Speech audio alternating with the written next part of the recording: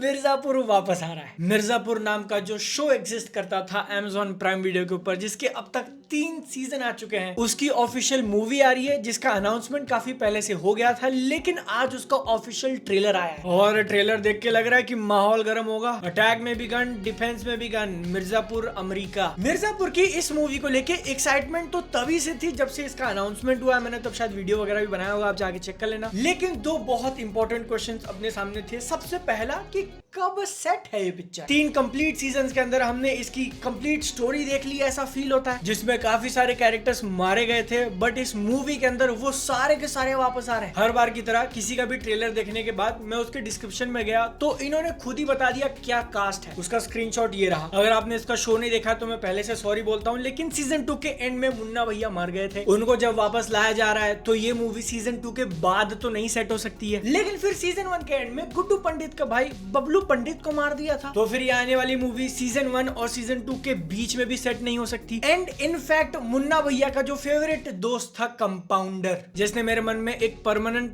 डर डाल दिया जब भी बाल कटाने जाता हूँ कि इसके हाथ में उस्तरा है, उस कंपाउंडर का जिसने रोल प्ले किया था अभिषेक बैनर्जी, वो भी वापस आ रहे हैं। आपको हमको पता है कि उसको भी लुढ़का दिया गया था एपिसोड नंबर 7 में, वो भी सीजन 1 के। तो इतने सारे दुनिया भर के क्वेश्चंस थे जिसका आंसर ये ट्रेलर देते हुए दिख रही है। एकदम कंफर्म नहीं किया बट बहुत मेजर हिंट्स दिए। सबसे पहले कि इस मूवी की कहानी 2018 में सेट होगी, जो कि सीजन 1 का ही टाइम था। मिर्जापुर का सीजन 1 2018 में रिलीज हुआ था, तो अभी के लिए बेस्ट पॉसिबल वाला गेस यही मारा जा सकता है। सीजन 1 एपिसोड 1 के पहले की में भी थोड़ी कहानी वो लोग दिखा दें। गुड्डू और बबलू पंडित दोनों बहनों से, जो गोलू और उसकी बड़ी बहन थी, उनसे कब कैसे मिले थे, क्योंकि ट्रेलर में वो थोड़ा स्लो मोशन और एक दूसरे को देखने वाला सीन था। बट अगर ये नहीं हुआ तो 99% मूवी सीजन 1 के एपिसोड 2, 3, 4, 5 इसके अराउंड ही सेट है, जब अली फजल का कैरेक्टर गुड्डू पंडित अपना कलेजा, अपना जिगरा दिखाता है और कालीन भैया की गैंग में शामिल हो गया एकदम शुरू में। और जो ऑफिशियल स्टोरी पूरे सीजन 1 में चली थी, उससे हटकर हम लोग एक साइड मिशन टाइप देखेंगे कि सारे कैरेक्टर्स है वहां पे, एग्जिस्ट करते हैं, उनके बीच का कनेक्शन जो डायनामिक है वो अपने सबको पता है। लेकिन एक नया character played by Ravi Kishan most likely एक गुंडा है जो चैलेंज कर रहा है कालीन भैया पंकज त्रिपाठी की गद्दी को। ये वो टाइम है जब कालीन भैया का साम्राज्य अपने पीक पे था। पूरा का पूरा मिर्जापुर वो कंट्रोल करते थे। जौनपुर के रतिशंकर शुक्ला अपना बदला लेने के लिए रेडी थे, वो गोल्डन गन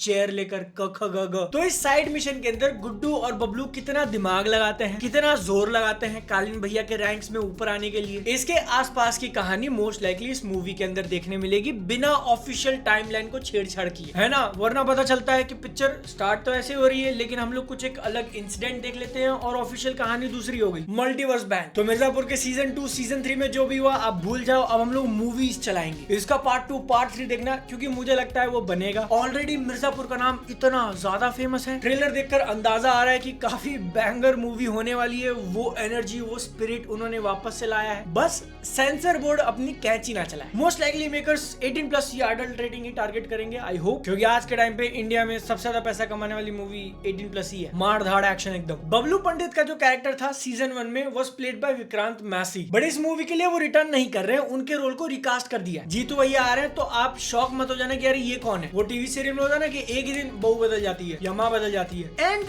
थोड़ा अजीब जरूर लगेगा जीतू भैया को इस रोल में देखने के लिए, बट आई थिंक ओवरऑल एक सही कास्टिंग है। थोड़ा दिमागू शार्प माइंडेड कैरेक्टर के लिए आप टीचर को ही लेके आ गए। बस एक छोटी सी रिक्वेस्ट है कि मूवी के अंदर जीतू भैया का सनक जाने वाला एक मोमेंट डाल देना। पिक्चर्स जिसने देखी है उसको पता है मैं किसकी बात कर रहा हूँ। लेकिन जहां तक मिर्जापुर मूवी के ट्रेलर की बात करें तो 2 मिनट 22 सेकंड के अंदर अपने को अच्छी खासी चीजें दिखाई है। मूवी का स्केल वो लोग काफी ऊपर लेके गए हैं, विजुअली ऐसा समझ में आ रहा है। ऑल्दो कुछ जगहों पे मेरे को वो आर्टिफिशियल वाला फील आया, बट ठीक है। और बस एक ट्रेलर कट की बात करूं कि कैसे इसको अरेंज मिक्स मैच वगैरह किया है, तो काफी अच्छा मैं बोलूंगा। आपके पास इतने सारे कैरेक्टर्स हैं, लोग उनको इतना ज्यादा जानते हैं, तो हर किसी को डायलॉग देने के बदले बस मेन कैरेक्टर्स को लाइन दी गई है, वो भी मोस्टली एक। कालीन भैया, गुड्डू पंडित और रवि किशन का जो कैरेक्टर है उनको बस 2 लाइंस मिली हैं, दैट्स इट। जिसके कारण बहुत ज्यादा इन्फो डंप नहीं किया, म्यूजिक ने खेल ऊपर लेके गया, और मिर्जापुर का जब म्यूजिक बजता है मजा आ गया यार। मुन्ना भैया की एंट्री से पहले विसल सीटी बजाते हुए लोलू ललित बोलना, वो एक बहुत बढ़िया टच था। एंड यार जो लोग कंप्लेन कर रहे थे कि मुन्ना के मरने के बाद वो मजा नहीं है, मिर्जापुर में वो बात नहीं रही, उनको तो मजा ही आ गया होगा। एक डायलॉग दिया, क्या बजा है, और उसके बाद ये छोटा वाला शॉटगन पकड़ के रखने वाला शॉट, फैंस तो झूम जाएंगे भाई। लेकिन जब पहला शॉट आया जीतू भैया वाला कि हमको अंपायर चलाना नहीं है, बनाना है, तो